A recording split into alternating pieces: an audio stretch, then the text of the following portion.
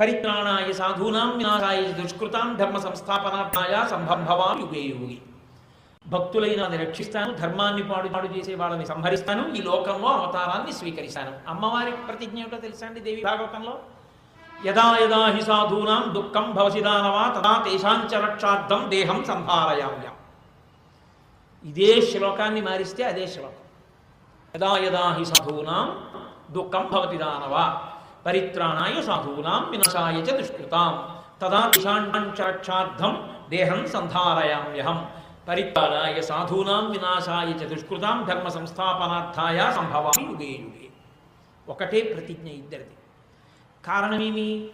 ఆమె ఎప్పుడు పుట్టినా విష్ణు స్పర్శ ఉండాలి. ఆయన కూతురుగా, ఆయన చెల్లెలిగా అలా రావాలని. ఇంకొక పదార్థం లేదు రావడానికి. అందుకని